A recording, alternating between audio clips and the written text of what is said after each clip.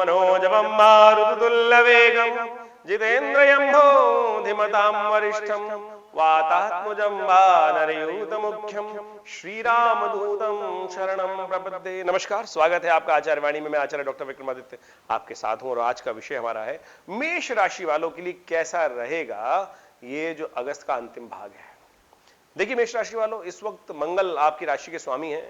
मंगल जो हैं विशेष तौर पर संबंध रखते हैं आपकी राशि से, आपके लग्न के और अष्टम भाव के मालिक माने जाते हैं और ये विशेष तौर पर इस वक्त चल रहे हैं आप समझें छठे भाव में शनि के साथ कलाष्टक योग बन रहा है और ये योग किसी प्रकार भी अच्छा नहीं है। ऐसे में बहुत सोच समझ के हर कार्य को आपको करने का प्रयास करना चाहिए। ऐसे में एक ग्रह और भी हैं जो बुध महाराज हैं, वो भी वक्री होंगे और अस्त होंगे। बुध आपकी राशि के अनुसार से देखें तो पराक्रम के मालिक हैं और बुध का अस्त हो जाना एक बात दिखाता है कि विशेष तौर पर आप कहीं ना कहीं थोड़ी सी बातों में, कई चीजों में हिम्मत हार सकते हैं। आपने हिम्मत को जगाए रखना है, इस बात का ध्यान रखना है। कुछ खास उपाय इन दिनों करने का आप समझ डेवलप कर लीजिए और जो खास स्थितियां आएंगी उनमें ये उपाय कर लेंगे तो ये बुध का अस्त होना, वक्री होना आपको कष्ट नहीं देगा। नहीं तो बुध का वक्री होना और कष्ट अस्त होना, ये दोनों बातों को खासतौर पे आपको बहुत अच्छे से उपाय कर लेने चाहिए समझ के लिए, क्योंकि बुध आपके ऋभु भाव के स्वामी हैं और आपके पराक्रम के स्वामी हैं। ये दोनों ग्रह विशेष तौर पर कई ग्रहों का परिवर्तन होगा और वो सब आपके जीवन में क्या कुछ करने के योग देगा, इन सब बातों को आपको अच्छे से विचार कर लेना चाहिए। चलिए आरंभ करते हैं सिलसिलेवार तरीके से कि जो ग्रहों का खेल है वो आपके लिए दिन पर दिन कैसा रहेगा। सबसे पहले बात कर लेते हैं 21 अगस्त की। 21 अगस्त का पंचांग क्या कहता है। 21 अगस्त को सोमवार का अवसर है, सावन के शुक्ल पक्ष का सोमवार है और तीसरा सोमवार सावन का, और बहुत सुंदर तिथि है सावन के सोमवार की। देखिए सावन में तो वैसे ही हर रोज, हर तिथि, हर क्षण भगवान के प्रति समर्पण भाव का रहता है और कहा जाता है कि भोलेनाथ इंसान संसार में सबसे भोले हैं, सब समस्त प्रकार की मनोकामना सिद्ध करने वाले हैं। जो भी जाता है उसको शरण देने वाले हैं, किसी को वंचित नहीं करते प्रभु, किसी को हतोत्साहित नहीं करते, किसी का अहित नहीं करते प्रभु। सब जो भक्त रूप में हाथ बंद करके भगवान के सामने जाता है, आंख बंद करके उनका एक बार ध्यान कर ले। हमारी एक प्रार्थना आई है, सौराष्ट्रे सोमनाथम च श्रीशैले मल्लिकार्जुन। अंत में कहा गया है सप्त जन्म कृतम पापम स्मरणेन विनश्यति। केवल इनका स्मरण कर लेने मात्र से 7 जन्मों में किए हुए जो पाप है वो समाप्त हो जाते हैं। तो इससे सुंदर क्या है। तो आप समझें कि सावन का सोमवार है, तीसरा सोमवार है। कहा जाता है कि इस दिन भगवान का अन्य श्रद्धा विश्वास के साथ पूजन करने से समस्त प्रकार के कष्ट दूर होते हैं और साथ साथ इस दिन नागपंचमी भी है। कई कुंडलियों में कालसर्प योग विद्यमान होता है। वो कालसर्प योग विशेष तौर पर कई बार भ्रांति उत्पन्न ये कर देते हैं कि लोग कह देते हैं भैया जाइए और वहां जाके एक जगह कपाल जो तीर्थ है वहां पर उज्जैन के अंदर, वहां एक बार पूजा कराइए तो आपका समस्त प्रकार से जो योग है वो क्षय हो जाएगा। ये बात गले उतरती नहीं है। कालसर्प योग पूरी जीवन के लिए विद्यमान है तो उसके लिए उपाय भी आपको लगातार करने की आवश्यकता है। ये मैंने स्वयं देखा है। किसी जगह का महात्मा हो सकता है कि बिल्कुल करने से बड़े पुण्य का उदय होता है, लेकिन जो योग विद्यमान है वो परमानेंटली विद्यमान है, आपकी राशि के अनुसार से हमेशा के लिए विद्यमान है, तो पूरे जीवन के लिए विद्यमान है। तो उसका उपाय भी नित्य प्रति होना चाहिए, इस बात का ध्यान रखें।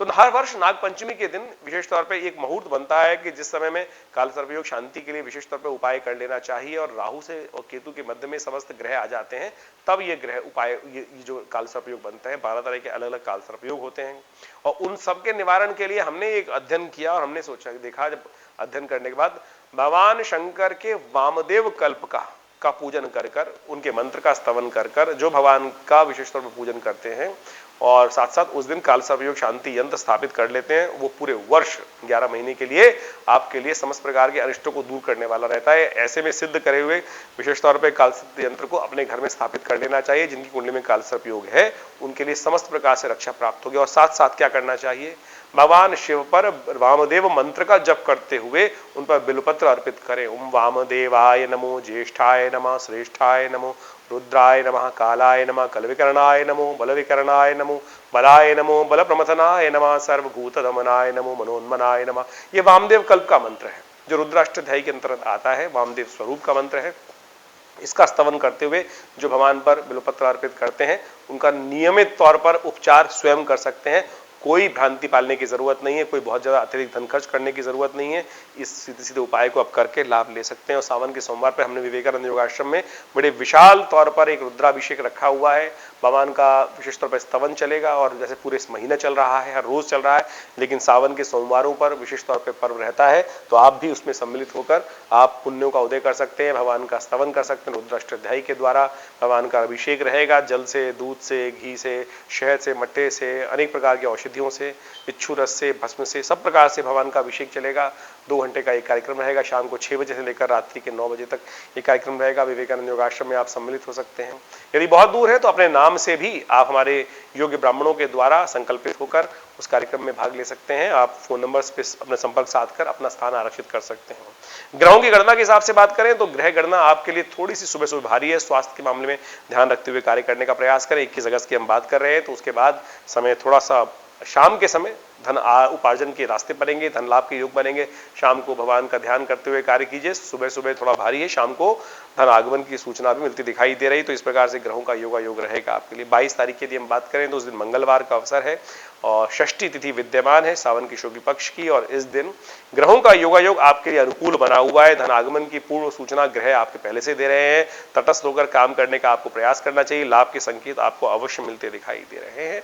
ऐसा योग आपकी राशि में बना हुआ है। लेकिन एक बात का ध्यान रखिएगा, कुछ रिश्तेदार आपको परेशान करने के योग बना सकते हैं। आपके ग्रह कुछ लोगों के लिए भारी दिखाई देते हैं, तो कोशिश ये करें अपने काम में अपने आप को लगाने का प्रयास करें। स्वास्थ्य का ध्यान रखते हुए कार्य करें, इस बात का ध्यान रखना आपको बहुत जरूरी है। और किसी मंदिर में जाकर तांबे के बर्तनों का दान करना और विशेष तौर पर अच्छा रहेगा आपके लिए। इस दिन भगवान कार्तिकेय की जयंती भी है। भगवान विशेष तौर पर कल की भगवान की जयंती है। कई लोग भ्रांतिवश कह देते हैं कल का अवतरण बिल्कुल हो चुका है, ऐसा नहीं है। देखिए सुनिए, शास्त्र भविष्य पुराण कहता है कि कलयुग का जब समाप्ति काल आएगा, बिल्कुल घोर कलयुग आ जाएगा, तब कलयुग की आयु है 4,20,000 वर्ष। अभी तो 5,000 वर्ष हुए कलयुग को आरंभ हुए। तो भविष्य पुराण के कथन के अनुसार से पहले ही वो कथा निर्धारित है, जन्म तिथि निर्धारित है। तो आप समझें बिल्कुल कल के अवतार होंगे भगवान के। और हमारे कष्ट कलयुग में बहुत जब भयंकर स्थिति आ जाएगी, तब जाकर उन कष्टों को संहार करने के लिए धर्म संस्थापनार्थाय संभवामि युगे युगे जो वाली बात है वो सत्य होगी। इस बात का हमें ध्यान रखना चाहिए। तो कल की भगवान का पूजन करें, भगवान विष्णु के स्वरूप में उनका अभिषेक करना बड़ा शुभ रहेगा। उनका चरणामृत ग्रहण करें, कल्याण होगा। 23 तारीख की विशेष तौर पर समझें, 23 अगस्त की, तो उस दिन बुधवार का अवसर, सावन के शुक्ल पक्ष की सप्तमी तिथि है। और इस तिथि के दिन ग्रह आपके अनुकूल बने हुए हैं। धन आगमन का मार्ग प्रशस्त होता है, सम्मान में इजाफा होने के योग दिखाई देते हैं। लेकिन एक बात का ध्यान रखिएगा, आपका वर्चस्व अच्छा रहेगा, लेकिन लगातार कोई कलंक लगाने का कार्य भी कर सकता है। ऐसे में राहु और जो विशेष तौर पर बृहस्पति साथ चल रहे हैं, तो आपके प्रभाव में अच्छा भी चल रहा है, लेकिन कहीं ना कहीं मेष राशि वालों कोई ना कोई कलंक भी साथ में लगता दिखाई दे रहा है। आपने कोई गलत नहीं भी किया, तब भी कोई काला टीका आपके ऊपर लगाने का प्रयास कर सकता है। ऐसे में आपको राहु का उपचार लगातार करने का प्रयास करना चाहिए। उपाय के तौर पर क्या करना चाहिए, क्योंकि राहु और विशेष तौर पर बृहस्पति जो का योग चल रहा है, तो ये योग गुरु चांडाल योग जो बना हुआ है, ये ठीक नहीं चल रहा है आपके लिए भी। और 31 अक्टूबर तक ये योग विद्यमान रहने वाला है। यही आपको पूरे कष्ट दे रहा है, समस्त आप रूप से लाभ होने की स्थिति नहीं बना रहा है। सब ग्रह परिवर्तित हो चुके हैं, लेकिन अभी भी जो ये राहु और का बृहस्पति का योग बना हुआ है, ये कष्ट का योग बना हुआ है। तो इसके निमित्त क्या करना चाहिए, एक उपाय हम आपको बताने का प्रयास कर रहे हैं। केसर युक्त दूध के अंदर भगवान का के अभिषेक करें और साथ साथ मूली अवश्य चढ़ाएं भगवान को। मूली का स्वरूप में भगवान को दान करना ये सबसे श्रेष्ठ उपाय है। इसको करने का प्रयास कीजिए। कुछ तांबे के बर्तन मंदिर में अवश्य कभी कभी दान कर दिया कीजिए। यह आपके लिए बहुत श्रेष्ठ उपाय है। इससे राहु का दुष्प्रभाव दूर होने के योग बनेंगे। ये बड़ा कल्याणकारी उपाय है। शीतला अष्टमी है, सप्तमी है इस दिन, तो कोशिश ये कीजिए स्वास्थ्य की कामना के प्रति मंदिर में झाड़ू का दान कीजिए। इससे कल्याण होगा, अच्छा रहेगा। बात कर लेते हैं 24 तारीख की। 24 तारीख को बृहस्पतिवार का अवसर है, अष्टमी तिथि है और ये अष्टमी बेहद खास है। ग्रहों का योग आपके लिए थोड़ा भारी दिखाई देता है। धन खर्च होने के योग दिखाई देते हैं और साथ साथ ग्रह दिखा रहे हैं कि बेकार के कामों में, बंधन में आप फंस सकते हैं। धन संबंधित खर्चे होने के योग दिखाई देते हैं। तो अपने पैसे पर थोड़ी सी ध्यान रखने का प्रयास कीजिएगा। जेब को हाथ में बना के रखिएगा, कहीं ना कहीं जेब पर सेंधमारी करने का कोई कार्य कर सकता है। ऐसे में माँ भगवती की दुर्गा की आराधना, दुर्गा अष्टमी है और दुर्गा अष्टमी भी दूर्वा अष्टमी के रूप में जानी जाती है। सावन के महीने में आने वाली शुक्ल पक्ष की जो अष्टमी है, दूर्वा अष्टमी। वैसे तो शास्त्र में कहा जाता है कि भगवती को दुर्गा जो घास है नहीं चढ़ानी चाहिए, निषेध है। जैसे गणेश जी पर विशेष तौर पे कहा जाता है कि ये शंख के द्वारा वो नहीं चढ़ना चाहिए, जल नहीं चढ़ना चाहिए। तो इसी प्रकार से भगवती दुर्गा के ऊपर कहा जाता है कि विशेष तौर पर भगवान दुर्गा जी पर दूर्वा नहीं चढ़ाई जाती। तो ऐसा विशेष तौर पर शास्त्र में निषेध कहा गया, जैसे भगवान विष्णु पर कहा जाता है कि चावल नहीं चढ़ाए जाते हैं, तो ऐसे कुछ खास तौर पर। लेकिन भगवती दुर्गा के ऊपर केवल सावन के शुक्ल पक्ष की जो अष्टमी आती है उस दिन दूर्वा चढ़ाने का नियम है। उस दिन दूर्वा चढ़ाकर बहुत सारे कष्टों को दूर करने का योग बन सकता है। तो यदि आपका बुध होने जा रहा है अस्त, आज की तारीख में बुध वक्री होने जा रहे हैं आपके, इस बात का ध्यान रखिएगा। बुध सिंह राशि में चल रहे हैं और वक्र स्थिति में रहेंगे, आने वाले समय में कष्ट दे सकते हैं। तो इस दिन विशेष तौर पे ये दूर्वा भगवती को चढ़ाकर आप बुध को भी अनुकूल कर सकते हैं। एक बात का ध्यान रखिएगा, दोपहर को 3 बजे के आसपास भद्रा विद्यमान हो जाएगी, तो उसके बाद नए कार्यों को करना ठीक नहीं रहेगा, वो कष्ट दे सकता है, तो उससे बचने का आपको प्रयास करना चाहिए। 25 तारीख की यदि हम बात करें तो 25 तारीख की ग्रह गणना विशेष तौर पर शुक्रवार का अवसर है, नवमी तिथि है सावन की शुक्ल पक्ष की, और ग्रह गणना विशेष तौर पर दिखा रही है कि इस दिन गणमूल नक्षत्र विद्यमान है। 25 और 26 तारीख को, 2 तारीख को गणमूल नक्षत्र विद्यमान रहेंगे और नक्षत्रों का जो नाम है वो है अनुराधा और ज्येष्ठा। जो जातक नए जन्म लें जातक आपके घर में, तो उनका विशेष तौर पर मूल शांति अवश्य कराइएगा, अन्यथा वो जातक स्वयं के लिए भी परिवार के लिए भारी रहेंगे। इस बात का ध्यान रखें। ये हम हर बात कोई ना कोई रूप से आप बताने का आपको अवश्य प्रयास करते हैं, तो इन सब चीजों को समझना चाहिए आपको। और साथ में ग्रहों की गणना क्या कह रही है, ग्रहों की गणना के अनुसार से खर्चों पर थोड़ी लगाम लगाने का आपको प्रयास करना चाहिए। धन आने के कम, जाने के रास्ते ज्यादा खुलते दिखाई दे रहे हैं, संभावना होते हुए भी पूरी तरह से कहीं ना कहीं आप बंधन में फंस सकते हैं। इस बात का ध्यान रखिएगा। अननेसेसरी के झगड़ों से बचने का आपको प्रयास करना चाहिए, छोटी सी बात का ध्यान रखते हुए कार्य करें। ऐसे में जो उपाय आपको करना चाहिए वो भी आप नोट कर लीजिए। विशेष तौर पे ज्वार इत्यादि हरा ले जाके गौशाला में दान करने का प्रयास करें, ये बड़ा सुंदर उपाय रहेगा आपके लिए। 26 तारीख को ग्रह गणना दिखाती है, शनिवार का अवसर, दशमी तिथि, और ग्रहों की परिवर्तन का योग बन रहा है। सुबह 8:10 पर चंद्रमा परिवर्तन हो गए आपके लिए, आपके भाग्य में चले जाएंगे और बृहस्पति के साथ बहुत सुंदर संपर्क बनाएंगे। धर्मरत आप रहेंगे, धर्म युक्त होकर आप सत्य का पालन करते हुए, अच्छे कार्य करते हुए बहुत सुंदर तरीके से लाभ के योग आपकी राशि में बनते दिखाई दे रहे हैं। जितने धर्मरत रहेंगे उतना आपके लिए लाभ के संकेत आपके ग्रह दे रहे हैं। फिर भी हम आपको कहेंगे, क्योंकि मंगल और शनि का षडाष्टक योग चल रहा है, अननेसेसरी क्लेशों में मत फंसे, झगड़े ना पाले। बृहस्पति से आप चंद्रमा दृष्ट होने के कारण से बहुत सुंदर तरीके से सुंदर योग बन रहा है, लाभ का योग बन रहा है, तो आप आगे बढ़ने का प्रयास करें, धर्मरत होकर काम करने का प्रयास कीजिए। सुंदर तरीके से धर्म योग से ही आपको लाभ होने के योग दिखाई देते हैं। सुंदर रहेगी ग्रह गणना आपके लिए। शनिवार का अवसर है तो कोशिश ये करें, भगवान शंकर का दूध में तिल डालकर उनका अभिषेक करना कल्याणकारी रहेगा, शनि को भी अनुकूल करेगा आपके। शनि लाभ के योग बना रहे हैं वैसे भी। और साथ साथ एक काम और करें, राहु को ठीक करने के लिए इस दिन विशेष तौर पर भस्म के द्वारा भगवान का अभिषेक करें। भस्म अभिषेक राहु के समस्त दोषों को हर लेगा। यही संकल्प कर हमने विवेकानंद योग आश्रम में लगातार इस पूरे सावन के महीने में रुद्राभिषेक रखा हुआ है, आप उसमें नित्य प्रति भाग ले सकते हैं।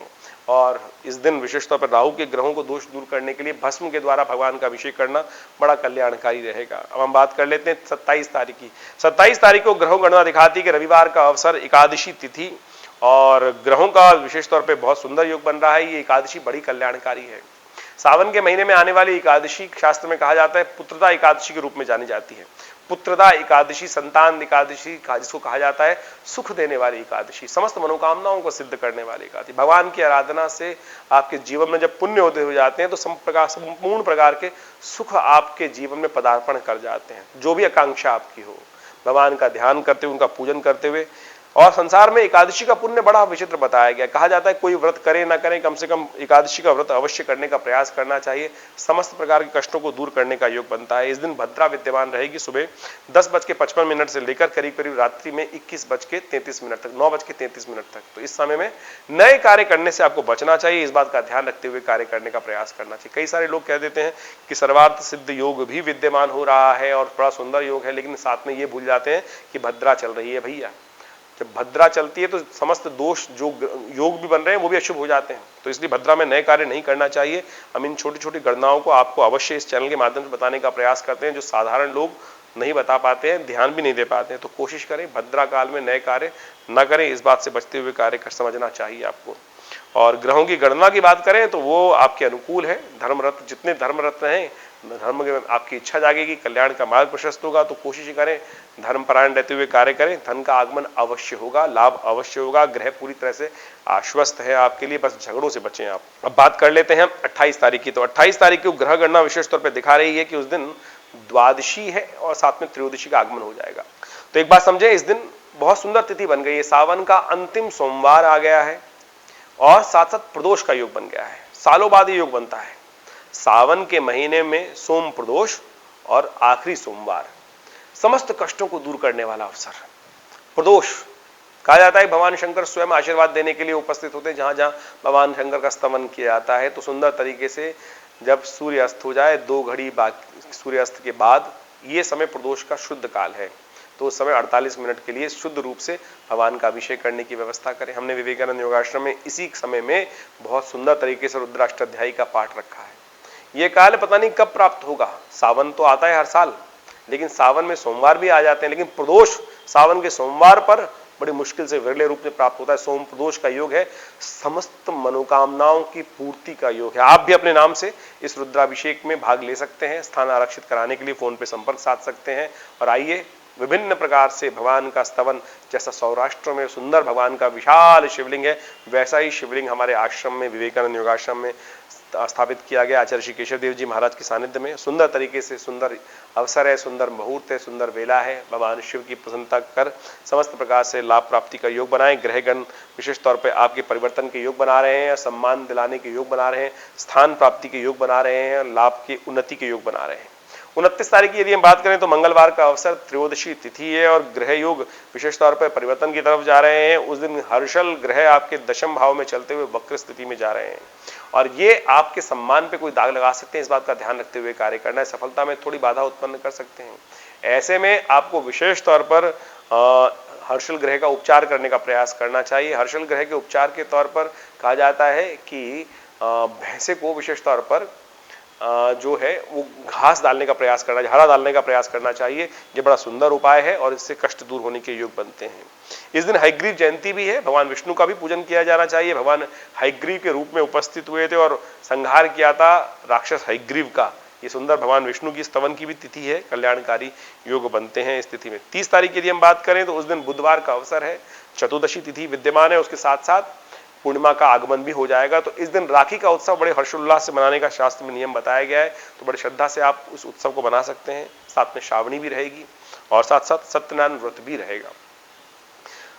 राखी के संबंध में एक भ्रांति है कि कब मनाई जाए राखी, तो श्रेयकर रहेगा कि आप 14 तारीख को मनाएं, और लेकिन उसमें एक बात ध्यान रखिएगा, 11 बजे से भद्रा विद्यमान हो जाएगी, तो 11 बजे से लेकर रात्रि तक भद्रा रहेगी, तो उससे पहले ही राखी मनाई जानी चाहिए। उपाकर्म इत्यादि, श्रावणी इत्यादि उससे पहले ही करना श्रेयकर रहेगा। तो आपके लिए ग्रह गणना विशेष तौर पे बड़ी परिवर्तन की तरफ जा रही है, शुभ लाभ के योग बना रही है, आगमन के योग बना रही है, शनि और चंद्रमा का योग बन गया है और ये योग विशेष तौर पे आपके लिए लाभ की स्थिति प्रशस्त करता दिखाई देता है। इसका लाभ आप अवश्य ले सकते हैं। तो भद्रा का ध्यान रखते हुए राखी का पर्व मनाएं, भ्रांति इस बात में हटाने का हमको प्रयास करना चाहिए। 31 तारीख की यदि हम बात करें तो उस दिन गुरुवार का अवसर है, पूर्णिमा तिथि शुद्ध रूप से विद्यमान है लेकिन एक मुहूर्त से कम है, तो इसलिए राखी को पहली तिथि मनाना ही श्रेयकर रहेगा, यह शास्त्र में प्रमाणित है। इस दिन पूर्णिमा भी है और साथ साथ गायत्री जयंती का अवसर भी है और बुध अस्त हो रहे हैं। ये साथ माने कि बुध अस्त होना किसी प्रकार भी ठीक नहीं है। बुध अस्त पंचम भाव में आपकी राशि में, सिंह राशि में चलते हुए सूर्य के साथ वक्री होकर वापस सूर्य की तरफ चलने के कारण से ये बुध अस्त हो रहे हैं, 12 डिग्री से कम हो गए हैं और ये आपके लिए समस्याएं उत्पन्न कर सकते हैं। ऐसे में बुध को अनुकूल करने के लिए सबसे श्रेष्ठ उपाय जो है भगवान शंकर का दही से अभिषेक करना आपकी राशि के अनुसार से सबसे श्रेष्ठ रहेगा और ये उपाय करें, इससे कल्याण होगा। भगवान गणेश का विशेष तौर पर दूर्वा अर्पित करना, बिल्वपत्र अर्पित करना, बुद्ध के मंत्र का जप करना और थोड़ा सा अपने आप को जगाए रखना। हो सकता है कि ऐसे समय में आपकी बुद्धि पराक्रम में थोड़ी सी कष्ट होने के योग बन जाएं, थोड़े से लोग आपको सहयोग देना कम कर जाएं, मित्रों थोड़े से आपसे अपना हाथ पीछे खींच लें, सहयोगी आपसे थोड़ा पीछे हट जाएं, ऐसे योग बन सकते हैं। ऐसे में ग्रहों की गणना को समझते हुए आपको हर दिन हर काल को समझते हुए कार्य करने का प्रयास करना चाहिए। हम इसी कार्यक्रम की उद्देश्य से इस कार्यक्रम में संपूर्ण रूप से तिथियों का वर्णन आपके समक्ष करते हैं। यदि आपके जीवन में कोई समस्या चल रही है, कोई बात आपको खटक रही है, चिंता ना करें, हमसे आश्रम से संपर्क साधने का प्रयास करें। फोन नंबर्स आपके सामने स्क्रीन पर चल रहे हैं, हम देंगे आपकी समस्या का समाधान बहुत जल्द। धन्यवाद।